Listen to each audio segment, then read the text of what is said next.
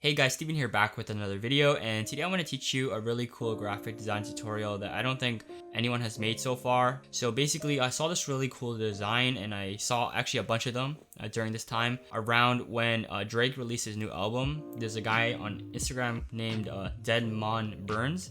Basically he would make like collage scrapbooks type things for everyone in Drake's crew, including him. I think Drake posted it, OVO40, his producer, posted it, and then I saw another person who was posting like similar type of designs on Instagram named GQ Capone, and so I thought I'd make a tutorial. You know, I want to give credit where credit is due. And then later on I started making designs for some of my close friends and colleagues, and they started liking it, and if it's done right it looks amazing. And so I would recommend this for like screen wallpapers, you know, desktop wallpapers, advertisement type stuff. Just like, it's really cool. So I'll put two on screen that I made. Actually, these are the first two I made, so I'm gonna get better at them obviously. And I recommend, if you do have high quality pictures, you want to use those ones instead of like, you know, the ones in the second one that I showed you like on screen right now. This one had low quality photos, so it didn't turn out so well. The reason why you want high quality photos is because you're going to be adding grain and adjusting the lighting and all that, so it will destroy the quality anyways. So if you already have a bad picture, it's going to make it even worse. That's kind of the effect we're trying to go for, some grainy vintage stuff.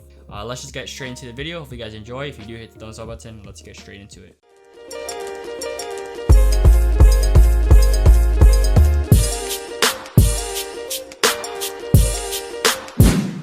So the first thing you want to do when you open up Photoshop is press File New. This will show up like the new project settings and stuff like that. I set it as 1080 by 1350 because this is the tallest an Instagram, you know, picture can be. So usually this is for portraits.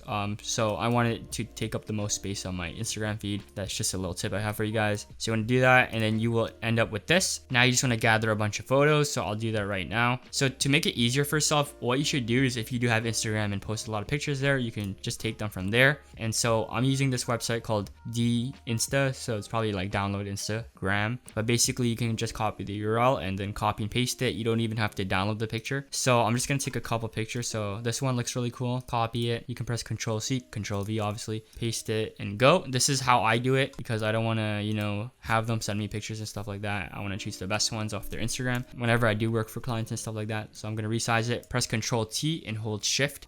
This will keep the aspect ratio, holding Shift, and then just make it smaller. You generally want pictures that have like the same colors in them. You know, it's lucky because mine kind of always has that. It's kind of like warmer colors, you can tell. That's my style, so if you have a preset or anything, you should probably do that. So yeah, this one has similar colors, like the bluish tint on my shirt. You can see it has the same blue tint on here, and then orange brownish background at the back. So you can just copy and do this. And this is not sponsored by Insta. Like, I've been using this ever since I've been making YouTube banners because people ask to put like photos on their banners, and I get their photos from their Instagram. So yeah, so you just want to resize it, and basically the aim of this is to add as many pictures as you can and utilize the space as well as possible. So if there's some sort of like cool background, you want to just leave the image as is and you don't have to cut anything out. Probably for this image I'm not going to cut it out because the background looks really nice, but for something like this I want to cut out my face and, you know, the camera and stuff like that. I do recommend, if you don't know how to use a pen tool, learn how to use it because this is very vital for this tutorial. So I'm just gonna get a couple more images, actually a lot more images. So this is one of my favorite pictures of myself. This is really nice. So I'm gonna just start with 3 pictures and add on. So first thing, we're gonna resize this. Now what we're going to do is we're going to move this to the top so you can see the whole image, and then we're going to use the pen tool. So first you want to think about where you're going to overlap this. So because we're going to keep this whole image because the background's so nice, maybe we're going to, you know, cut it right here. So what I mean by this is, if I cut out the background, my hands will be overlaid on top of my body here, and it's not covering my face or anything, so that's good. What you also want to take in mind is, on your image is any place on the image being cut off. So in this case, you know, my lower half of my body is cut off, so you want to basically place the image towards the bottom so it doesn't look like anything's cut off. If you just place this in the middle right here, it wouldn't look nice, because if you were to cut out the background, you would just have, you know, your body just randomly there. Like, there would be a cut at the bottom, so you don't want that. So to kind of combat that, you just want to move it towards the bottom. So I'm just going to use the pen tool right here. Before you do that, you want to make sure if it's rasterized already. Mine is, so I don't have to do that, but basically you would right click and press Rasterize Layer. You would know if it's not rasterized if you try to delete something, so you select this press make selection and press delete, and you can't delete it. But obviously I could delete it, so it means it's rasterized. So I'm just gonna cut this out. You can see my sweater is cut off, but it's not that much, so I'll just make it a little rounder so it doesn't seem like it's cut off. And yeah, so learn how to use the pen tool. It's gonna be very important in this tutorial. So what I will say is it will take a very long time if you don't know how to use the pen tool. I'm not really good at the pen tool, so it does take me long, and sometimes this will take up to an hour to do, maybe even longer. I know I asked one of those guys that I mentioned in the beginning of the video. They say it takes 2 to 3 hours for them to make one collage. That's just coming from somebody who has a lot of experience in making these. They take like 2 hours to make. So imagine if you don't know how to use the pen tool, it will take a long time. So if you don't know, I urge you to learn. So basically what you want to do is just cut out the background. So that's what I'm doing right here. And then just do that a bunch of times and you should end up with the final result. The hardest part is just knowing where to put what thing.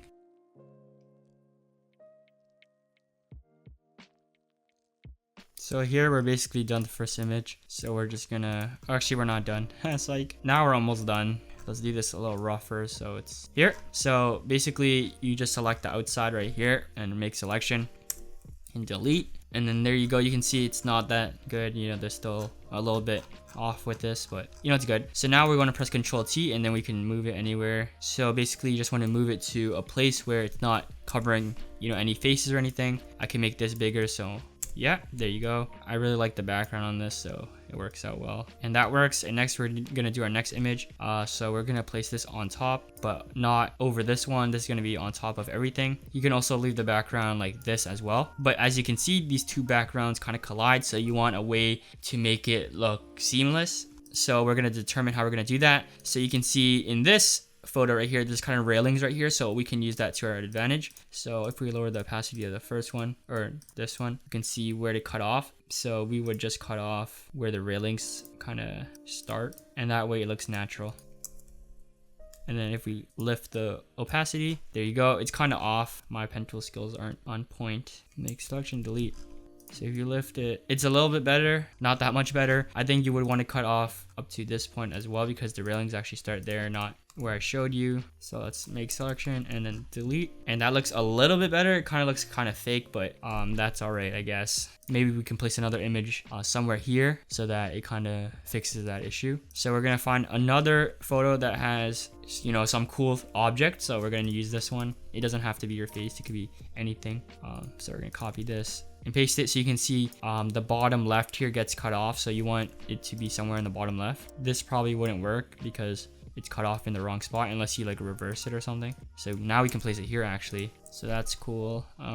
Yeah, I'm gonna leave the background like that and maybe place something right here so it combats this and this because the background is cool here. So yeah, next we're gonna find a next image. So what we want right now is something that doesn't get cut off at the bottom, so we can't really use this because my shoes get cut off, unless what we do is it gets cut off at the bottom but it's hidden underneath this guy over here. So maybe we get like this. Actually, this can't be it because it gets cut off on the left side. So maybe we can get something that only gets cut off at the bottom. So let's just do this real quick. So maybe something like this. It doesn't get cut off on the left or right, and it has a nice background, so we might keep the background as well. Usually you would want to cut out most of the backgrounds, but the backgrounds in my photos are like amazing. So we're going to place this underneath this, and we're going to make this big enough so that it gets hidden underneath this. As you can see here, it gets cut off, but you can't really tell. Kind of gets mixed with the background, so that's fine. Now we're just going to cut a bunch of stuff. Make sure you're selected on the layer you're cutting out because sometimes it can get kind of confusing because there's so many layers. It's ironic how I'm cutting out, the best background with the Eiffel Tower, but I'm keeping the ones that aren't the Eiffel Tower. It's kind of weird. So I just made the mistake that I said not to do. So I actually cut out the wrong background. So we're going to press Ctrl Z and make sure we press the right background this time. And there you go. To make it easier for yourself, you don't have to like go all the way through because it can get kind of annoying. So you can just cut out the background like this. Just minimize everything. You don't have to do it all at once. That's my little tip. It doesn't make it any faster. I think it actually makes it slower, but just for yourself not to get angry and impatient, you can just cut it like that. So you can do what I'm doing right now. And I would also recommend using a mouse because I think this would be so really impossible without a mouse. And so there you go. Let's hide this one. I don't think we're actually gonna add this one. Doesn't make any sense. Unless we maybe put it in a corner or something like there, maybe. Yeah, let's add it here. Well, I'm being really creative today. I'm supposed to be in school right now. I have a spare, so we're good. It's my lunchtime too soon. There you go. And maybe cut off this as well to where my fingers show, so it's a little bit more natural, and the background shows from this image. There you go. It's not round really, but whatever. I'm doing this super fast because I had to eat soon. Just want to be honest with you guys. So there you go. Next image, we still have to like fix this area, so maybe we won't use the background for like this background. It doesn't look that well or that good, so maybe let's make this bigger because we need to fill up the space on the right side. Yeah, I think that looks good. Let's find another image. You can see the photo is starting to show its wear and tear. This one for sure, I look so sick in this photo. So we're gonna copy this. We're gonna resize it. I think this works perfectly if it gets covered underneath this photo right here. Actually, this looks cool. Or actually, it might have to be here because it gets cut off on the right side. So we can maybe cut out the background and move the head slightly there so that it shows. So this is the right one. So let's cut it. But also using this picture means we have to cover this side because this side's cut off as well. So yeah, it's gonna be tough, but I think we can go through this. My haircut was sick in this, not so much in this. So you can see I'm doing this very quickly. So there we go. We're gonna cut out this background now. See how that goes. I don't think this fits anywhere right now, so we're gonna delete it and maybe bring it back later. So this one doesn't really fit either. Maybe if we make it bigger. Yeah, and cut out this side of the background.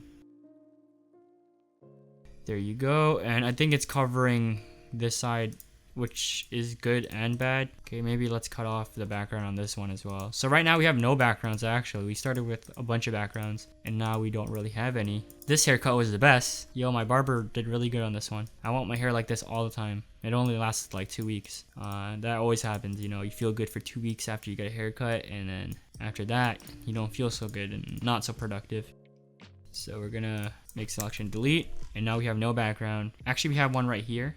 We're gonna go ahead and find more images. So you want a lot of high quality images, as you know, because you're gonna stretch them, resize them, and then you're gonna add grain to them later. I'll show you that after. Maybe we can add a background here with one of like these pictures, just landscape pictures and stuff like that, just to fill in the image. I have really cool pictures now that I think about it, just looking back at these. So let's move this towards the end. So if you have any background images, I would just recommend them. I recommend you to put them at the back, like the very end of, like the very bottom of the layers. That's what I'm trying to say. So there, just add a couple more to fill in the gaps. So we're definitely gonna use this one because it looks so sick. This is what I call a not so high quality image because there's a lot of grain in it, but it's fine because it's gonna be like sort of the background. So now we gotta just find a way to blend the two backgrounds right here. So you can see there's a window, so maybe we can cut out the window portion. Does that make any sense? I'm not sure how this is gonna look. Oh, accidentally turned off put my laptop to sleep if you saw that black screen. Oh, that doesn't really look that good. Maybe we can use the eraser tool. Usually I wouldn't recommend doing this because you want like hard edges, but set this the hardness to 0 so it blends a little bit. Maybe you can do that. So we're using the eraser tool for this. Set those hardness to 0. Maybe that will work. It doesn't look that natural, but it's fine. And maybe we're gonna add like one more image at the top left here and we should be good. Maybe this one has a nice background as well. Maybe we can keep the background in it, you know what I mean? Yeah, put it in between these two maybe. And maybe we can blend all the backgrounds by cutting out everything except for this side of the building. We can't really keep this side of the building here because it gets cut off, but here it gets cut off, but it's on the left side, so it fits, you know what I mean? I'll show you what it means. Like nothing makes sense like what I'm saying until you actually see what I'm doing in like the final product, because I'm visualizing all this in my head. So we're gonna cut out, let me just show you this real quick. So here's what I mean. So the left side's gonna stay, but the right side's gone, and we're just gonna cut out everything right here. We still need a couple more photos. It seems a little bit empty still at the top, but we're gonna fix that real quick. Oh, I cut off part of the building. Not so smart of me, but see, I was gonna cut off the building again. Oh my god. Okay, there you go. Now my sweater kind of looks a bit off. And there we go.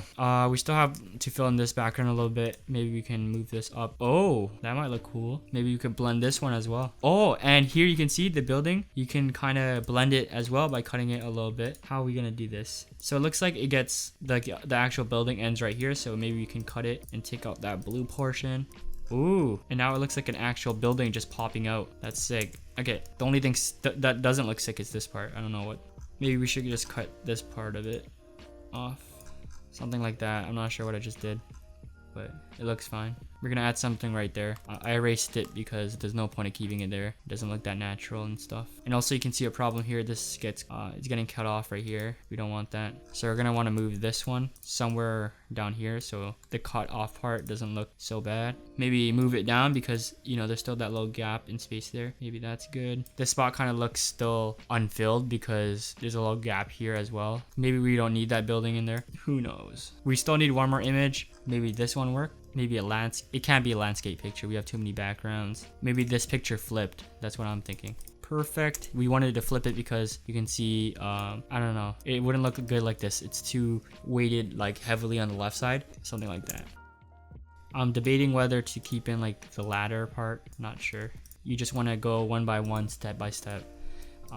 Just to see what looks good. Like maybe we should keep in the ladder, maybe not, but don't cut out the ladder until you know, or else you're gonna have to redo everything. You don't have to do that. And also if you make some errors with like cutting and all that, like it's fine. Like if you leave like stuff like this, because if you notice in real scrapbooking, people do that. Like it isn't perfect and it actually gives a better look, like a more raw feeling. That's why adding grain and making it look vintage, it makes it look better. So that doesn't look that bad. I think keeping the ladder in is pretty nice. Maybe not so much the background that's behind the ladder because the white doesn't look so good. So maybe we just cut out that part. Yeah. The only thing I'm debating is like, you know, this side doesn't look so good. So maybe we can make this smaller. Put me in a little corner and we can delete this. And maybe we can delete, what is this? Oh, the background image. Maybe make this bigger. So even this looks fine, to be honest. Maybe we can move, yeah, we can move this to this side and it'll look great. Make this bigger. I think something like this looks pretty good. Now we just want to cut out the background right here. I'm not sure why my laptop is lagging right now. So once we're done this, basically we want to add grain because we don't want to do that to every individual one because you have to go to filter and apply. You want to select all the layers, then you want to press Ctrl G to group them, and then press Ctrl J to duplicate that layer, and then press Ctrl E to merge all of them. And so now you can apply all the effects on the top layer here without making changes to the group layer. You want to keep this because these are kind of like the raw files, and so if you needed to and this didn't turn out so well, you can just go back and revert to the original files. So you want to go to filter, go to noise, add noise. You don't want to add too much, like that's too much. Something like this, 10 or 11, depending on how grainy like your images are already. You might not have to do the same as mine, so something like that. Next thing you want to do is you want to apply a photo filter because you want to have the same sort of colors on each photo. Depending on what type of look you're going for, you want to choose it, you know, depending on that. So you can see what sort of color you want. I'm gonna go for like this color, maybe not so much density. Now you just want to go through hue and saturation and just switch it up a bit. And maybe for like certain colors, you want to just increase the intensity for no absolute reason. Some people who do this type of stuff, they make like the skin tones very orangey. So maybe if I don't use this filter and just increase the orange, you know, change random colors. Really, you can be very experimental with this because either way it's gonna look pretty sick because it just random blobs of color. You can also go to color balance and switch up random stuff, but you want to stay with like a certain like look, like a certain color palette. You don't want to just go everywhere. And now that we're done that, we want to mess around with the curves. So depending on what type of look you're going for, usually I just turn down all the highlights. So just leave it like that. Or you can make it very aggressive like this.